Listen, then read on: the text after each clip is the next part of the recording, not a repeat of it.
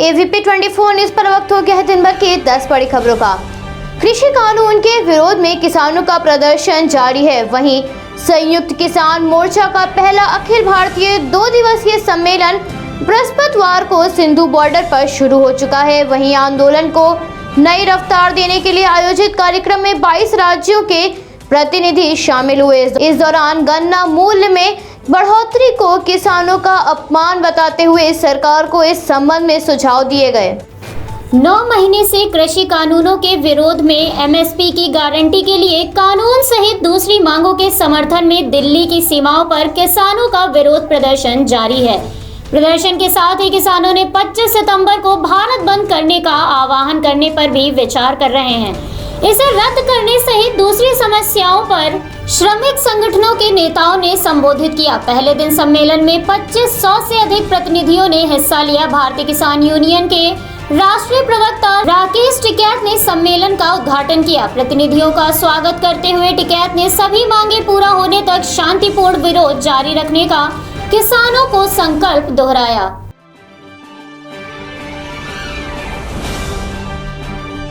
केंद्रीय मंत्री अनुराग ठाकुर और जी किशन रेड्डी ने संविधान का निर्माण, ई चित्र प्रदर्शनी और चित्रांजलि 75 वर्चुअल फिल्म पोस्टर प्रदर्शनी का उद्घाटन किया। इस दौरान केंद्रीय संस्कृति मंत्री जी किशन रेड्डी ने कहा, हमारी तैयारी मार्च में शुरू हुई थी और 15 अगस्त से देश भर में आजादी का अमृत महोत्सव के रूप में जश्न जारी है।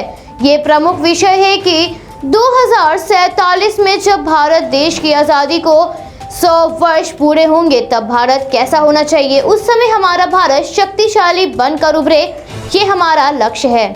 उद्घाटन समारोह में केंद्रीय सूचना एवं प्रसारण मंत्री अनुराग ठाकुर ने कहा, ये बहुत कम लोग जानते हैं कि भारतीय संविधान टाइप नहीं किया गया था, ये हस्तलिखित था। भारतीय संविधान का निर्माण ई प्रदर्शनी का शुभारंभ युवाओं को न केवल इसके बारे में अधिक जानने में मदद करेगा बल्कि उन्हें उनके अधिकारों से परिचित कराएगा। आगे केंद्रीय मंत्री अनुराग ठाकुर ने कहा, अपने संविधान को जाने जैसे कार्यक्रम भी शुरू करेंगे। ई प्रदर्शनी 11 क्षेत्रीय भाषाओं में है और तस्वीरों का एक अनूठा संग्रह है जिसमें वीडियो, भाषण और जन भागीदारी के लिए इंटरैक्टिव क्विज के साथ काफी कुछ शामिल है।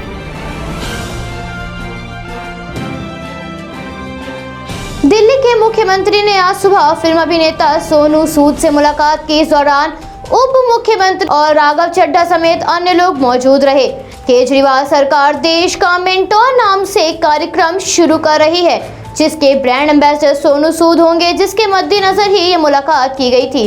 अभिनेता सोनू सूद और मुख्यमंत्री केजरीवाल की इस मुलाकात को कार्यक्रम के कारण बेहद खास माना जा रहा है। दोनों ने एक प्रेस कॉन्फ्रेंस के माध्यम से विस्तार से इस मुलाकात की जानकारी दी। केजरीवाल ने ये भी बताया, ये कार्यक्रम सितंबर मध्य तक शुरू हो सकता है और सोनू सूद का शुक्रिया अदा करते हुए मुख्यमंत्री ने कहा, आज सोनू पूरे देश के लिए प्रेरणा स्रोत बन गए हैं। लोग इन्हें सोशल मीडिया के तमाम माध्यमों के जरिए और इनके घर पहुंचकर मदद मांगते हैं। ये अपने आप में अजूबा और करिश्मा है कि जो तमाम सरकारें नहीं कर पा रही हैं वो सोनू सूद कर रहे हैं। वो सबकी मदद करते हैं। हमारे इस कार्यक्रम के लिए सोनू सूद ब्रांड एम्बेसडर बनने को तैयार हो गए हैं।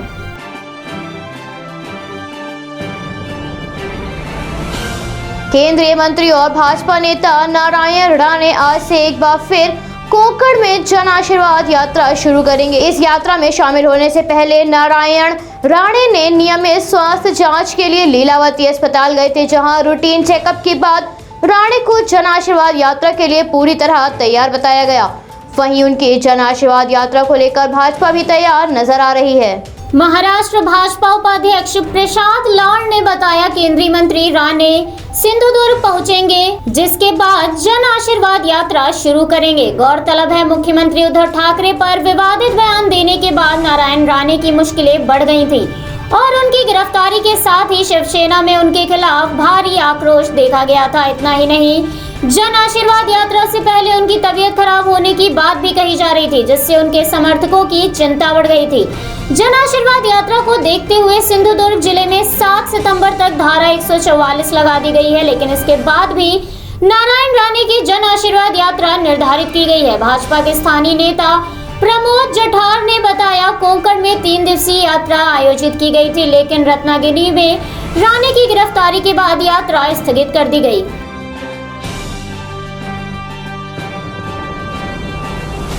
पाँच सितंबर यानी कि शिक्षक दिवस से पहले देश के सभी स्कूली शिक्षकों को वैक्सीन लगाने के लिए मुहिम शुरू हो गई है। शिक्षकों को वैक्सीन लगाने के लिए केंद्रीय स्वास्थ्य मंत्रालय ने आरक्षित वैक्सीन की पहली खेप भी जारी कर दी है।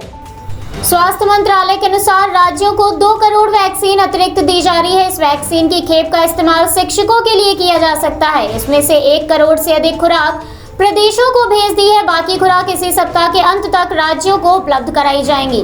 केंद्रीय स्वास्थ्य मंत्री मनसुख मांडविया ने शिक्षकों के लिए विशेष टीकाकरण कार्यक्रम चलाने का अनुरोध राज्यों से किया था, जिसके लिए मंत्रालय के अनुसार अब तक 58.76 करोड़ से अधिक वैक्सीन राज्यों को दी जा चुकी है। इसमें से 3.77 करोड़ से अधिक खुराक का इस्तेमाल होना भी बाकी है।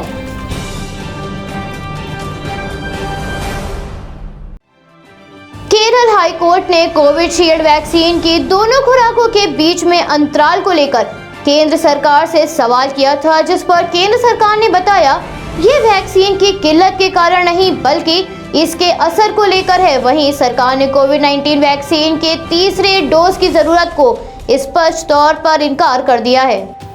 केंद्र ने कोर्ट में कहा, कोरोना महामारी से बचाव के जरूरी कोविड-19 वैक्सीन की 2 डोज लगवाने के बाद तीसरे डोज का अभी कोई प्रावधान नहीं है।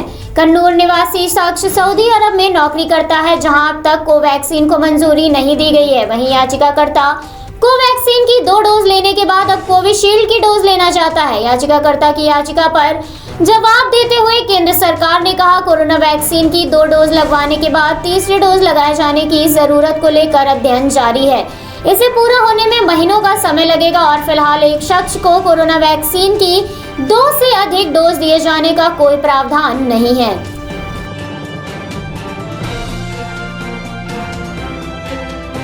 अफगानिस्तान की राजधानी काबुल में कल देर शाम 2 विस्फोटों में लोगों की मृत्यु पर भारत ने संवेदना व्यक्त करते हुए हमले की कड़े शब्दों में निंदा की। विदेश मंत्रालय ने इस विस्फोट पर अपनी प्रतिक्रिया देते हुए कहा, हम काबुल में हुए बम विस्फोटों की निंदा करते हैं और इस हमले के बाद और जरूरी हो गया है कि आतंकवाद और आतंकियों को सुरक्षित शरण देने वालों के खिलाफ पूरी दुनिया एकजुट हो। वहीं काबुल एयरपोर्ट पर सीरियल बम धमाके के बाद कजाकिस्तान के मिलिट्री बेस पर भी बड़ा धमाका हुआ। काबुल से जो खबरें सामने आई उसके अनुसार इस विस्फोट के पीछे इस्लामिक आतंकी संगठन IS यानी इस्लामिक स्टेट जिम्मेदार है। इसमें गौर करने वाली बात यह है कि 15 अगस्त 2021 को काबुल पर तालिबान के कब्जे के बाद भारत ने बहुत ही स्पष्ट शब्दों में विश्व को इस आतंकी संगठन के बारे में आगाह किया था। विदेश मंत्री एस जयशंकर ने संयुक्त राष्ट्र सुरक्षा परिषद की बैठक में भी इसे लेकर सचेत करते हुए कहा था, अफगानिस्तान में अस्थिरता फैलने से पूरे क्षेत्र में IS का खतरा बढ़ गया है। काबुल में अमेरिकी दूतावास की ओर से गत बुधवार की शाम को जारी एक अलर्ट में नागरिकों को सलाह दी गई थी कि वे एयरपोर्ट की ओर न आएं और जो लोग पहले से एयरपोर्ट के गेट पर मौजूद हैं वे भी तत्काल वहां से चले जाएं। कजाकिस्तान के रक्षा मंत्री नूरलान यरमेकयायेव ने हमले की जानकारी देते हुए कहा, दक्षिणी कजाकिस्तान के शहर तारज में सिलसिलेवार विस्फोटों में 4 सैनिक मारे गए हैं और दक्षिणी प्रांत झंबिल में हुए इन सिलसिलेवार धमाकों में 90 लोग घायल हो गए हैं।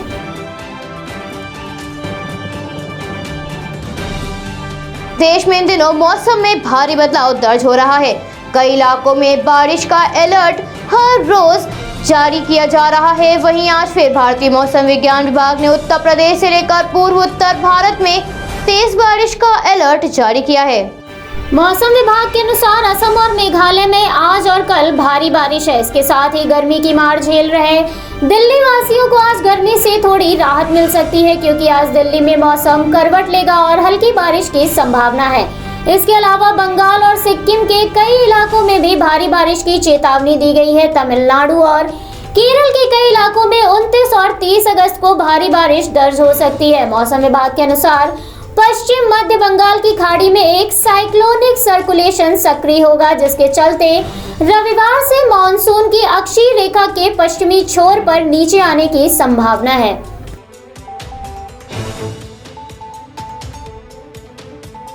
कोरोना की दूसरी लहर का असर अब कम हो गया है, मगर संक्रमण के मामलों में उतार चढ़ाव का सिलसिला बना हुआ है। पिछले 24 घंटों में कोविड-19 के 44,658 मामले सामने आए और 496 लोगों की संक्रमण से जान गई है। पिछले 24 घंटों में संक्रमण को 32,988 लोगों ने मात दी है और 79.48 लाख लोगों को पिछले 24 घंटों में टीका लगाया गया।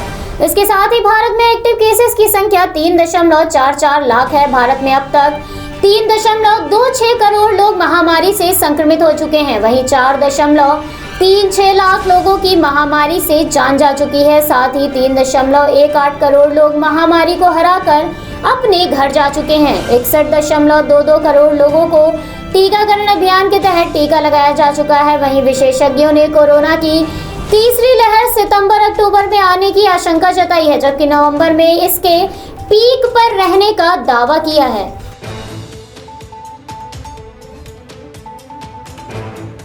अफगानिस्तान के सीरियल बॉम्ब ब्लास्ट को लेकर पूछे गए सवाल पर अमेरिका के राष्ट्रपति जो बिडेन खामोश नजर आए।